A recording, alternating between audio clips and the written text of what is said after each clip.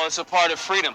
Some people don't really seem to understand the concept that this place was based on the ability of the people to have their human rights respected.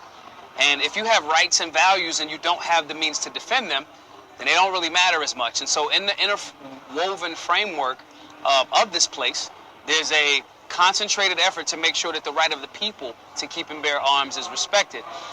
We can't separate that from the liberty conversation. It doesn't make sense. It's actually an oxymoron to even attempt to. So at these festivals, it's very important to make sure that that's at the forefront. Because again, our founding fathers to this place, with their contradictions, everybody has contradictions, they understood that. And coming from a tyrannical space and a tyrannical government, they understood the importance of that. So there's 2 points to that. One, the gun control debate was done when the Second Amendment was written. It's not a debate anymore. It never was a debate. There's people that'll pretend as if they're an authority. The framework of this place is clear. Government is not the authority. So when they're asking for more gun control or asking us to support it, I say that the government and the state is morally bankrupt. This is the same government that just sold guns to the Sinaloa cartel, Operation Fast and Furious. So they are not responsible, safe and responsible firearms owners. And the construct of this nation is that we don't ask the government. The conversation was done when the Second Amendment was written. Now, in regards to people being tricked into believing that this Second Amendment conversation is actually a thing, because 3D printers and the codes exist and they're out there. No, there will be no more legislation that could have stopped anything at Uvalde, anything at Buffalo. What the gun control, actually, you know what, that's wrong. The gun control that would have worked or did work to actually stop the Buffalo shooter is somebody there with a good understanding of sight alignment, sight picture, grip, trigger press, and without disturbing the sight picture as they shoot the bad guy. That's the type of gun control that I want to legislate. I want to train and make sure that all American citizens have a working understanding of safe and responsible firearms ownership, that if a weirdo comes in to Uvalde, to Buffalo, or wherever, and attempts to take life, there's a bunch of free Americans there to stop that threat.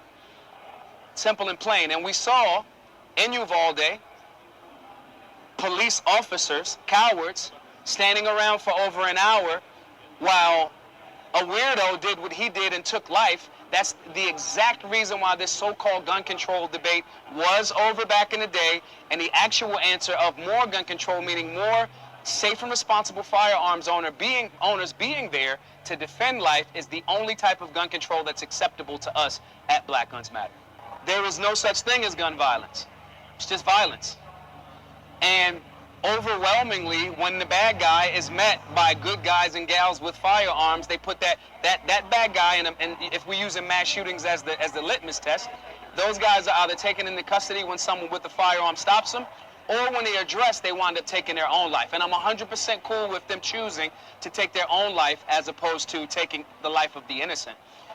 So, no, there is no answer for violence other than good people willing to be extremely violent and exercise extreme prejudice towards evil men and evil women. And let's be honest, mostly it's evil men.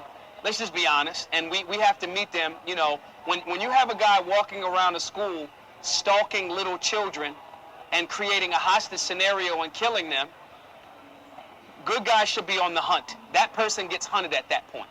And so that's how we solve this. And it's very clear. The areas that have more respect for that Second Amendment and more great citizens there to stop those threats, great law enforcement officers, first responders that want to do the actual job, then we get the job done. And that's the overall answer. I have a human right. The beautiful thing about the Constitution and the Bill of Rights is this was just codified human rights. It doesn't grant any government any type of power. The framers of this place just said, these are human, natural rights that you're born with, and we as a nation are going to recognize it. So me personally, I don't care if people want to say they want to repeal the Second Amendment. You know, it's always very interesting to me, the people saying they want to appeal it, and they have the process of doing it. They could get 2/3 of Congress to ratify it. It's out there. The issue to me is these are the same people that if you ask them, if you said, okay, cool, your security detail and law enforcement, which are American citizens, are you okay with those people being subject to those same rules and restrictions as well? Then you'll get a resounding, well, it's got to be different. It's got to be different. The police have to have a firearm because there's bad guys out there. Well, that's the same reason why I carry a firearm. And again, these are codified human and natural rights, and I don't care what the unconstitutional statute would attempt to tell me. These things are a list of checks on government, not the other way around. So there will never be a time in American history where the American people will not own firearms. How are you going to get them from us? How are you going to get them? You can fuck around and find out, but the reality is, no, and it's supposed to be that way. Anyone that doesn't understand that basic concept should actually crack open the Constitution, the Bill of Rights, and have a better understanding of the reason why this is important for safe and responsible gun ownership.